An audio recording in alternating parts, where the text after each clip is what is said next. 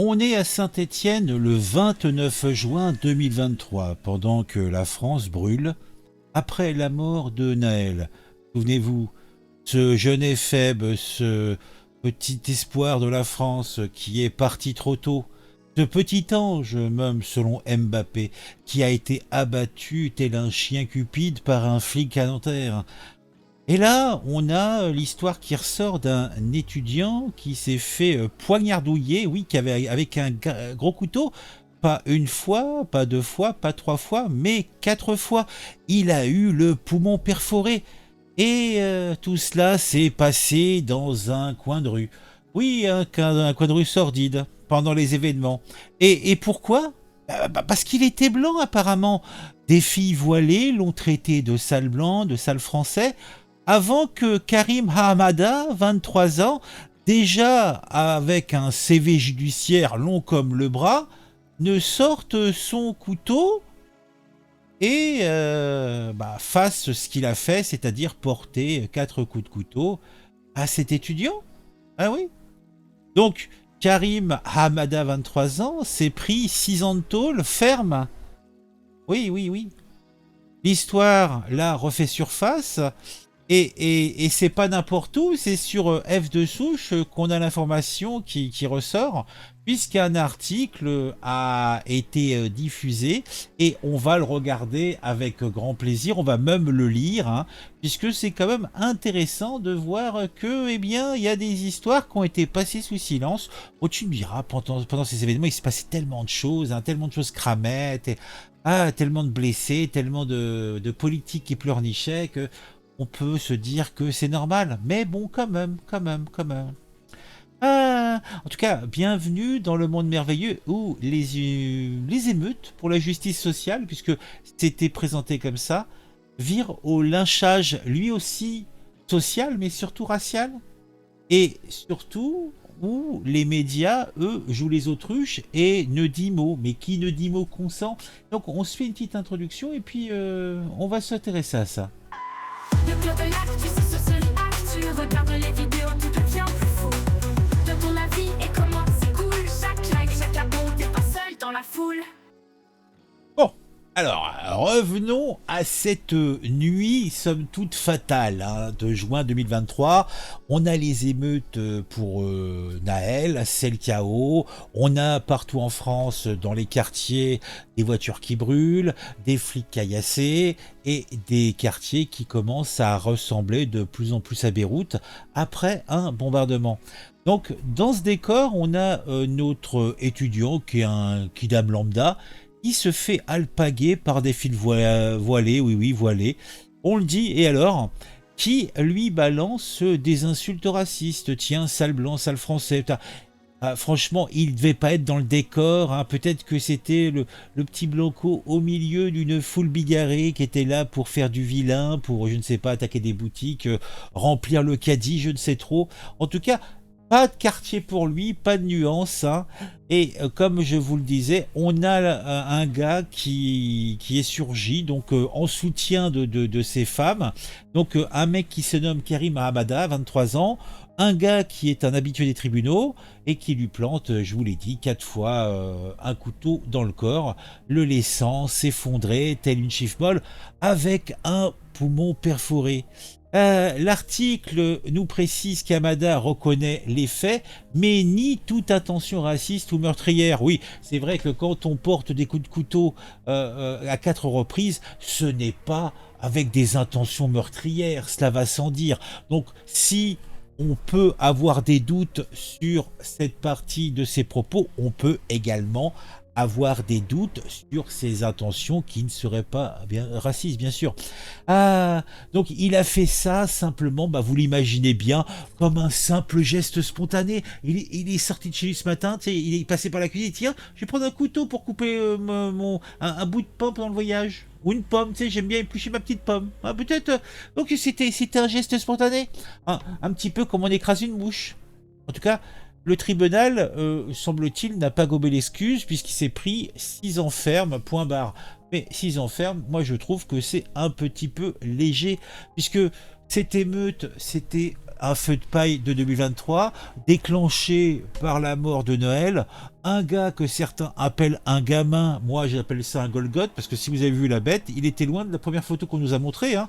C'était une grosse baraque de 17 balais. Balai plutôt, oh là là, donc qui s'est fait éclater d'une balle par un flic, et hop, la France s'embrasait. Dans la France, une certaine France.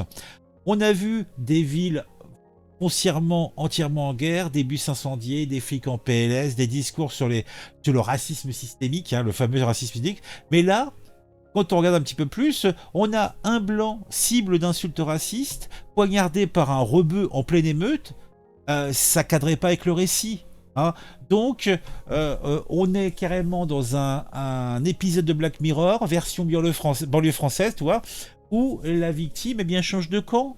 Et c'est marrant, mais les médias, à ce moment-là, regardent ailleurs. Oh, comme c'est curieux. Ça sent le scandale étouffé, oui. Tu peux carrément très facilement inverser la situation si tu as un arabe qui est poignardé par un blanc en criant sale bougnoule. Les JT en font leur chou gras pendant une semaine. Bah tiens, c'est où que ça s'est passé dans le Gers là, le mec là qui s'est pris 50 couteaux d'un malade, d'un taré dans une mosquée. Ah, t'as qu'à regarder comment ça a été traité au niveau des médias. C'est curieux quand même, hein. Et là maintenant ça pleurniche, islamophobie machin. Bah là, au moment où j'enregistre ça, on est samedi. Et je crois qu'aujourd'hui il y a une manifestation organisée par la France Insoumise justement contre l'islamophobie et compagnie. Donc c'est curieux, hein. C'est curieux quand même. Eh oui. Donc cette affaire, c'est véritablement un miroir déformant de notre société. D'un côté, on a des émeutes pour la justice qui virent au règlement de compte racial, hein, un agresseur condamné, mais qui nie tout, ça va sans dire, et des médias qui visiblement ont eu mieux à faire. Hein. Ah là là. Bon, on va quand même regarder un petit peu cet article, puisque F de Souche nous l'a montré. Donc c'est un article du Progrès. Un étudiant a été agressé le 29 juin 2023 à Saint-Étienne lors des émeutes consécutives à la mort de Naël, alors qu'il était insulté par des jeunes filles violées, sale blanc, sale français. Un deuxième groupe s'en mêle, Karim Hamada, 23 ans, le poignarde à 4 reprises. Le jeune homme s'effondre, poumon perforé. Hamada, déjà condamné à plusieurs reprises, reconnaît les faits, mais nie toute intention raciste ou meurtrière. Comme c'est curieux. Tu fous des coups de couteau et t'as pas d'intention meurtrière. C'est quand même curieux. Hein. Il est condamné à 6 ans de prison ferme. La défense invoque un geste sans préméditation dans un contexte de chaos. Mais en quoi ça excuse quoi que ce soit? Je ne comprends pas. Ouais, je ne comprends pas. Ah mais c'est curieux. Avant de lire l'article, j'ai été tombé sur ce post de Outphone, donc qui reprenait l'article tentative de meurtre raciste anti-blanc pendant les émeutes de 2023. J'en profite pour rappeler que le tiers des émeutiers étaient étrangers et que la très grande majorité était issue de l'immigration africaine. Rapport inspection générale du Sénat, lien en dessous. Et nous allons aller regarder ça, puisque c'était intéressant. Pour Macron, pas de lien entre les émeutes de juin et l'immigration. C'est un mensonge, le rapport dans l'inspection générale le dit, la grande majorité des émeutiers sont issus de l'immigration africaine. Voilà, donc on va le lire, j'avais même répondu, vous voyez, étonnant comme certaines infos passent à la trappe, mais au final, guère surprenant si on considère que la majorité des rédactions usent des dépêches AFP. Si l'AFP n'a pas traité le sujet, ou plus probablement si elle l'a tronqué, eh bien cela passe à l'as. Voilà. Donc, on va lire un petit peu ça, c'est intéressant. Donc, ça, c'est un rapport du Sénat. Des délinquants au profil inhabituel entretenant un rapport décomplexé à la violence et en manque d'ancrage citoyen. Des jeunes condamnés au profil homogène, mais au parcours pénal différent, un profil sociodémographique similaire. Pour rappel, les données ci-dessous proviennent des statistiques nationales et de l'exploitation par la mission d'un panel de 395 personnes définitivement condamnées au 31 juillet 2023. Les statistiques nationales indiquent une proportion de 91% d'hommes parmi les mises en cause. Sur l'échantillon représentatif des condamnés, le pourcentage est de 96%. Les mises en cause sont de nationalité française dans une proportion de 79%. Dans l'échantillon des dossiers examinés, les personnes d'état française représentent 78%.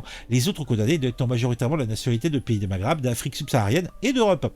Par ailleurs, la mise en cause sont à 75% nés en France et à 25% dans un pays étranger. Et là, c'est ça qui est judicieux et pertinent. Selon la préfecture de police, pour sa zone de compétence, une grande majorité des émeutiers interpellés sont des jeunes individus de nationalité française. Là, il n'y a pas de souci, mais originaires de l'immigration deuxième ou troisième génération, principalement du Maghreb ou d'Afrique subsaharienne. Donc ces émeutes étaient des émeutes raciales. Voilà.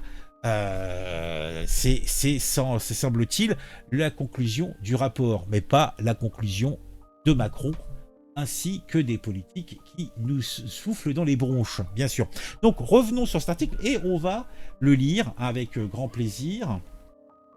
Alors on l'agrandit pour le rendre visible, parce que c'est une image. Alors, donc, un article du Progrès. Saint-Étienne, coup de couteau, un soir d'émeute, on m'a traité de sale blanc. Scène très inquiétante durant une nuit d'émeute de l'été 2023. Un étudiant est agressé par des jeunes filles voilées aux cris de sale blanc et sale français. Un second groupe s'en mêle. Un homme met 4 coups de couteau à la victime sans aucune raison. 6 ans de prison ferme. Glacial à la barre, Karim Hamada est cadenassé à triple tour. Après les faits, il aurait dit à un ami « Tu sais très bien que quand tu me demandes de venir, ce n'est pas pour parler ». Le président Joël Honbois l'interroge. Qu'est-ce que ça signifie? L'intéressé répond à ton hôte. Je suis tranquille, mais juste, il ne faut pas me chercher. Ah, s'il est tranquille et juste. Ce soir-là, effectivement, Hamada n'a pas parlé. Il a attaqué avec un couteau. La scène démarre dans la soirée du 29 juin 2023. Nuit d'émeute à Saint-Étienne, suite au décès de Naël, tué par le tir d'un policier à Nanterre. Léo, prénom d'emprunt, un étudiant circule à vélo. Il est abordé, place de l'Hôtel de Ville, par un groupe d'adolescentes particulièrement virulentes, dont certaines sont voilées. Les insultes fusent. On m'a traité de sale blanc, de sale français, explique Léo au tribunal. Le Véliver est volé. Donc c'était le vélo, je suppose, en libre usage que propose la municipalité de Saint-Étienne. Un second groupe se mêle de la querelle qui s'est entre-temps déplacé place d'Orient. Karim Hamada, 23 ans, en fait partie. Il porte 4 coups de couteau à Léo qui s'effondre, poumon perforé. Les investigations sont difficiles. Les violences urbaines puis la pluie ont effacé toute trace exploitable. Les enquêteurs arrivent néanmoins à pister les agresseurs sur les réseaux sociaux.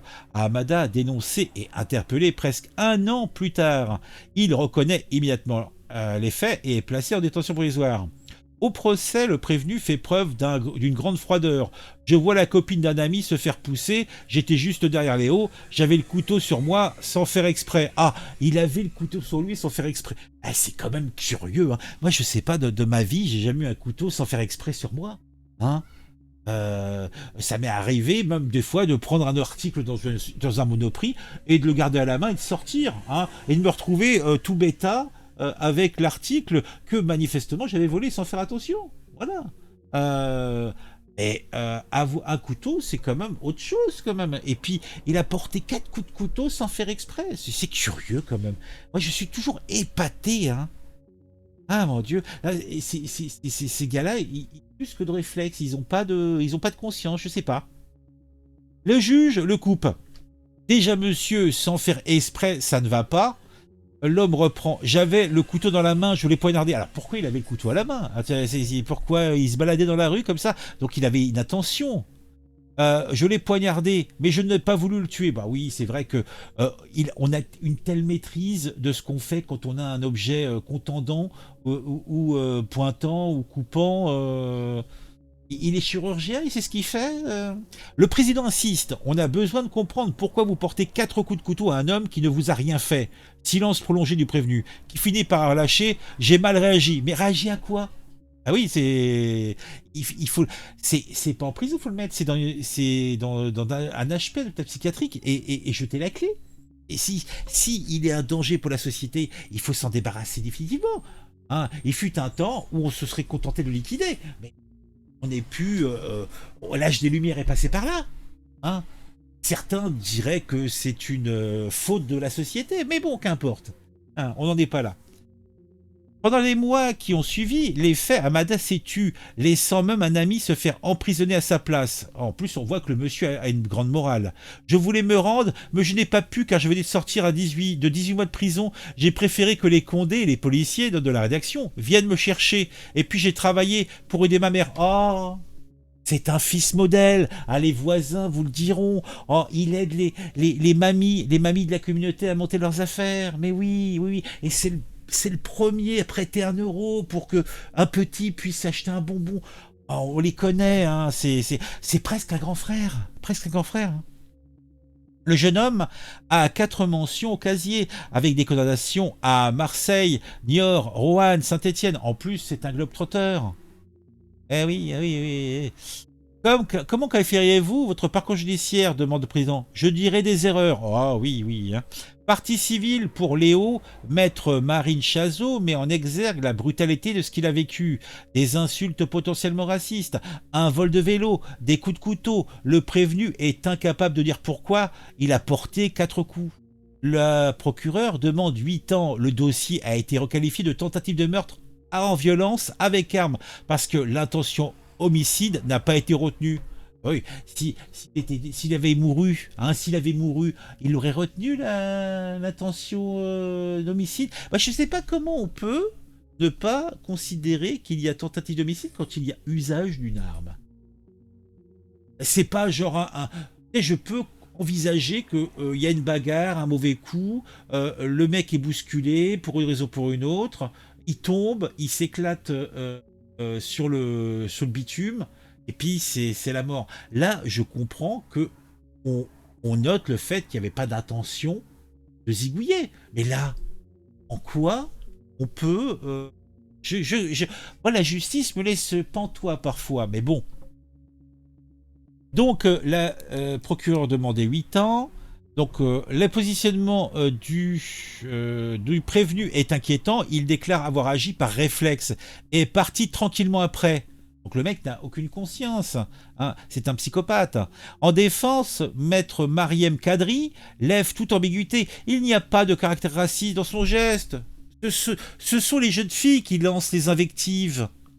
On est dans une période d'émeute. La France est à feu et à sang. Ils voulaient tuer du français. Mais bon, on le comprend. Hein. Ah bon, bon oui, le pauvre petit Naël, ce petit ange a été exécuté par un blanc. Hein, alors que le flic n'est même pas... certains le disent, en tout cas, je ne sais pas. Moi, je ne connais pas l'affaire. Mais ce que je sais, par contre... et que tout cela me semble quand même légèrement bizarre, cette histoire. Hein. Il n'y a pas de caractère raciste dans ces gestes. Ce sont les jeunes filles qui lancent les invectives. D'ailleurs, les jeunes filles ont été retrouvées, elles ont été incarcérées, elles ont payé à la société leur vil forfait. Je ne pense pas. Ce sont les jeunes filles. On est dans une période d'émeute, la France est à feu à sang, il y a de l'électricité dans l'air. Pour un vélo, 12 personnes s'attroupent autour des Léo. Il faut également tenir compte du parcours de vie du prévenu, ajoute-t-elle. Sa maman a 17 ans quand il vient au monde, on ne connaît pas son père. Son beau-père le bat et le met dehors. Mais qu'est-ce qu'on en a à foutre? En quoi cela est pertinent?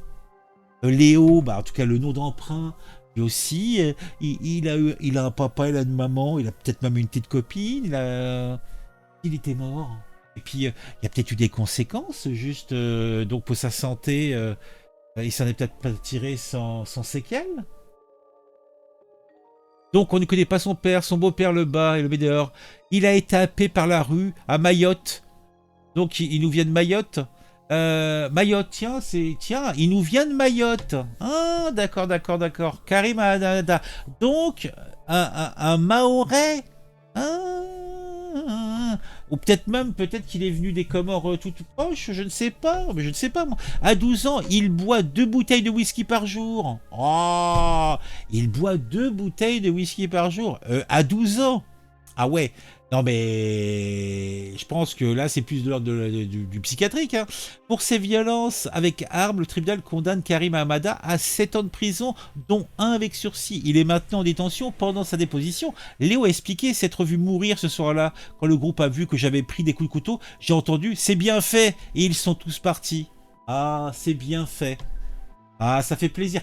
Ça fait plaisir. Ça donne envie de les aimer et pas de les massacrer. Eh oui. Donc, c'est Marie Perrin qui a écrit l'article. Conformément à notre charte consultable pour le vrai, nous citons l'identité d'une personne condamnée et au moins d'1 an de prison ferme avec mandat de dépôt ou au moins 2 ans de prison ferme avec sursis. Voilà. Bon. Et donc, ils ont bien fait de citer les noms et on a pu situer la situation. Donc, qu'est-ce que vous pensez de tout ça? Dites-moi en commentaire. C'est intéressant.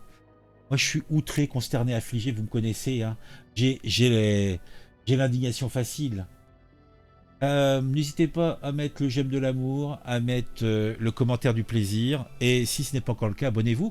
Et je le dis à jamais assez, mais vous pouvez vous abonner à la chaîne, hein, en tout cas prendre une offre payante si vous considérez que mon travail est sympathique. Ah, il y a une petite offre à 1,99€ ou 4,99€ ou 1€, je sais plus, à 99 centimes, je sais plus du tout. Donc n'hésitez pas, en plus ça vous permet de voir les vidéos par anticipation. Elle est pas belle la vie quand même. Bon, en tout cas, moi je filoche, je commence à avoir faim.